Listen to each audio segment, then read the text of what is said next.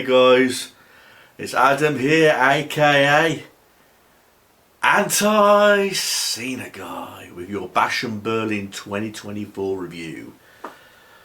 I'm tired as fuck, guys, and after watching that pay-per-view I'm even more fucking tired than I already was. There was problems with this pay-per-view. I just got done watching it moments ago with some friends. 5 matches tonight. 5 fucking matches. 1 match was amazing, 2 were mediocre, 1 was atrocious, and the main event, I don't know what to say about that, but I'll come to that when I come to review it. But what a way to open up the show in Bash and Berlin. In the first match, Cody Rhodes defeated Kevin Owens to retain the WWE Championship in a fucking boring match. I'm not kidding, guys, this match was fucking boring, you know. I mean, they were doing like rest holds for the whole type of match, and nothing exciting happened in this match. I mean, even the crowd was taking the piss by saying, "This is awesome, this is awesome," when all along they were saying, "This is fucking shit, this is fucking shit," you know what I mean? The crowd tonight in Berlin was like way over the top, but you can tell that was like so bored to death in this fucking match. And for Cody Rhodes standards, I'm actually really surprised that the performances from both of these guys, Kevin Owens and Cody Rhodes, just did not live up to the hype. I mean, it was a very predictable match. I mean, we all know Cody Rhodes was going to win, but again, I can't stand why this match is taking place just because Kevin Owens whispered something in Cody Rhodes' ear, and there's that question about whether he's going to remain face or turn heel.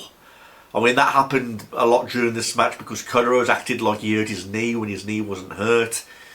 Cody Rhodes had plenty of opportunities to attack the knee, but he decided not to, and this cost him the match. And it was atrocious, guys. It was, I don't know what the fuck was happening in this match. I mean, it seemed like both guys didn't want to be there. It kind of reminded me of like WrestleMania 29, you know, with all those standard matches that they had, and this was just like one of them. I mean, it felt like Cody Rhodes and Kevin Owens could not be fucking asked to do this match. I mean, the match was so slow, nothing interesting happened, no cool moves. It was atrocious. I mean, for a WWE title match as well, and what a way to open up the pay-per-view with a shitty match.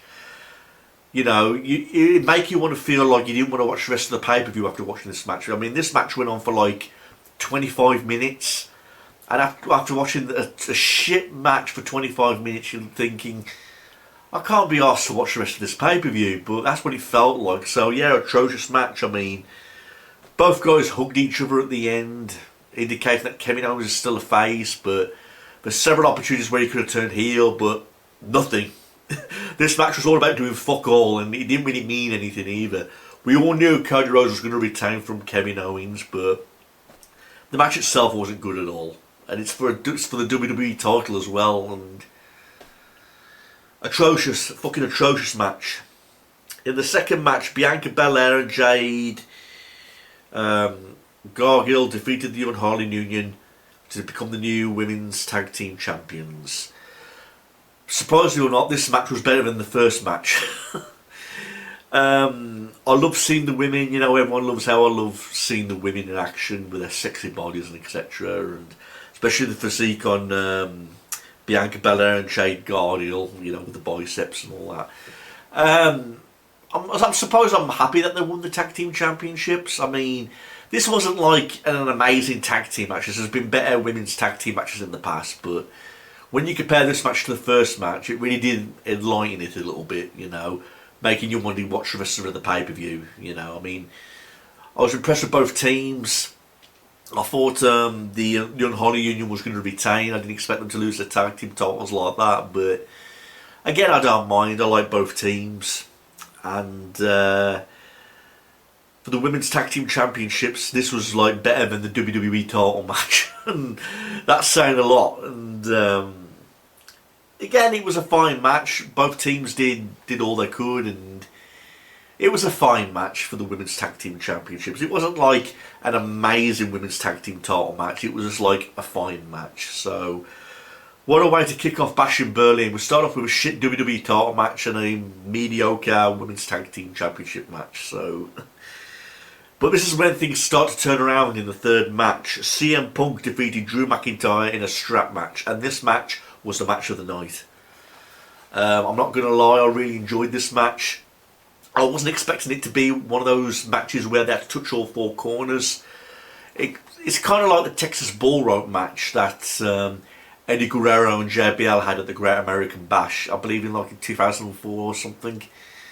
And it was called the Texas Bull Rope match back then, but this is like that same type of match, but I wanted to call it a strap match, and this time you had to touch all four corners. And I didn't think it was going to be one of those type of strap matches. I thought it was just going to be a strap match where you could win by pinfall or submission, but both opponents were tied together. This was a great match, very hard hitting. You could feel the shots from the strap of the leather. CM Punk had his eye cut in this match, and I don't know if it was a fake cut or a real cut, but it was good to see some little bit of blood to add to the violence. Again, CM Punk got the victory by touching all four corners. You know, Drew McIntyre fucked it up for himself, where he got out that bracelet yet again and wore it, and it pissed CM Punk off, and he delivered like his finisher to Drew McIntyre like 4 or 5 times. It was a great match. I really enjoyed the strap match. It was definitely the match of the night. Beats the first 2 matches easily. You know, it was very hard hitting and it was a very entertaining match. So kudos to both guys. There was a scene where CM Punk went through a table. There was a moment where Drew McIntyre hit his head on a chair while going through the ropes. So it was a hard hitting match, and both guys did a great job of making this match entertaining. That's what this match fucking needed. It needed entertainment. And again, I'm going back to the crowd reactions in this match, because like I say, they were speaking in German so you couldn't understand what they were saying, but sometimes they were chanting "this is awesome" just to take the piss, you know, when nothing awesome was happening. And again, it was just like a weird, fucked up pay-per-view, this pay-per-view. I mean, a shit opener, a mediocre tag match, and we get an excellent match, a strap match, which was definitely the match of the night. I mean, the next match, we get a mixed tag team match. Damian Priest and Rhea Ripley defeated Dominic Mysterio and Liv Morgan. Fine match. You know, I mean, I'm going to go back to what I was saying about Dominic Mysterio yet again. I really can't get into this guy. I don't know why he's so popular. People say because he's a great heel. You know, in my opinion, there's been way better heels than Dominic Mysterio. I can't understand why this guy is so fucking popular and he's got a huge fan base. I don't see nothing good about the guy. I really don't. I mean, and this match proved it. I mean, what can the guy do that's so amazing in the ring? Yes, he can do a frog splash. Yes, he can do a few flips and kicks, but is there anything that he does in his matches that make you go, "Oh my god, that was fucking awesome"? No. I mean, Dominic just falls flat for me. I mean, every time I see Dominic Mysterio, I just want to go and take a piss break. I mean, I can't get into this guy at all, and I don't dislike him because he's a great heel. I dislike him because the guy puts me to fucking sleep. Honestly, I don't know why this guy is so popular. I don't know why he's considered to be a future champion. I really can't see it. You know, people think he's overdone it with the looks, with the moustache, the Eddie Guerrero look and all that, but he'll never be in the same league as Eddie Guerrero or even his dad for that matter, Rey Mysterio. But this match was fine. I mean, like I said, Dominic fucked up on a few occasions. It's like when he took that clothesline on the ring announcer, you could tell that he never really got hit, but he just like the gambol in the air. And I thought Dominic's team was going to win when he hit the frog splash on Damian Priest, but there was a kick out. There was some interference from the Judgment Day and other things like that. But Liv Morgan didn't really do much in this match either. I mean, she pulled off one cool move. I don't know what it's called, but it was like a flip. And she pinned Rhea Morgan right after the flip. But other than that, she just was there just to take a beating, basically. I mean, like I say, Damian Priest and Rhea Ripley won the match. I like Rhea Ripley and I like Damian Priest. I mean, again, a fine tag match, fine. Not like an excellent match. I mean, just a fine mixed tag match. You know, it was just what was there, basically. And the main event, Gunther retained the World Heavyweight Championship by defeating Orton in a technical submission. Now, I don't know what to say about this match, guys. I mean, it kind of reminded me a lot of the first match, but at least the ending was more, how can I put it, convincing. I mean, he's like in the sleeper hold, Randy Orton, isn't he? Like, slowly passes out. But one thing that was good about this match is that Orton was making these good facial expressions, where he was showing that he was in a lot of pain and how Gunther was outpowering him. So kudos to that from Randy Orton, basically. But again, the crowd was so fucking bored in this match. Again, I was chanting the Ole chants, and I was even doing the wave. When the crowd starts doing a wave, you know that they're fucking bored. And again, the start of this match ended up so slow. I was doing rest holds for half of the match. Something that you would, excuse me, see in the 80s.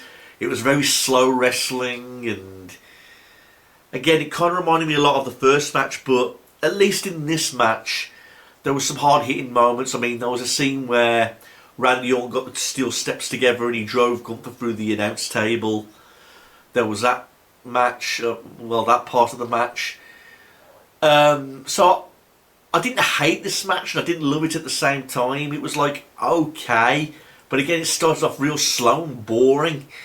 And for Gunther, I expected more because Gunther's my current favourite wrestler in today's era.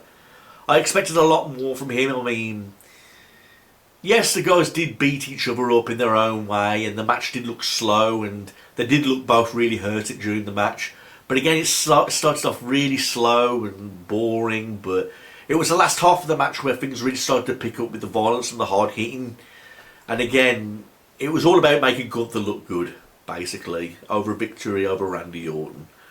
Because he weared Randy Orton out, and Randy Orton passed out to like this submission hold.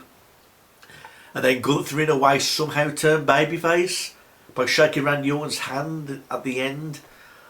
I could have thought the pay-per-view would have ended better, like after shaking Randy Orton's hand, Gunther would have attacked him, but no, it was a sign of respect. And that's your pay-per-view for Bash in Berlin, so 5 matches, like I say, 1 atrocious match, 2 fine matches, 1 excellent match, and the main event, I don't know how to feel about it, but they could have put on a better main event for us. I mean, so overall, this pay-per-view, how many out of 10 am I giving it? I mean, the first match really ruined it, especially for an opener for a pay-per-view. I mean, I suppose I'm giving this pay-per-view like a 6 out of 10. Or maybe even a 5, you know, because the strap match saved the pay-per-view. But again, you had the 2 mediocre matches, you had the atrocious match, and you had like the match I was unsure about. And I don't know how to put it any other than that, than a 5 or a 6 out of 10. And that's being generous, you know, that's not me coming on here trying to hurt people's feelings or anything like that. I mean, like I said, I really enjoyed SummerSlam, I really enjoyed Money in the Bank, but this one, Bash in Berlin, it was like really off. Again, I've seen better pay-per-views than Bash in Berlin, you know. Next pay-per-view apparently is Bad Blood, you know, hopefully things will really pick up on that pay-per-view, but I don't know, there was something not quite right about this pay-per-view, you know. Again, 5 out of 10 is what I'm giving it, and that's being generous, so hopefully we'll see some better pay-per-views down the line, but really surprised that Cody Rhodes and Kevin Owens were putting on a lame performance that night. It felt like they didn't want to be there, you know, and they didn't give a shit about the crowd reactions. And usually when the crowd gives bad reactions, the wrestlers pull off something amazing to try and make them happy again. This wasn't the case. I mean, it was boring, you know. So thanks for watching this, everybody. If you've got any requests or anything that you want to say, please leave them in the comment section below. Thanks, everyone. Peace out.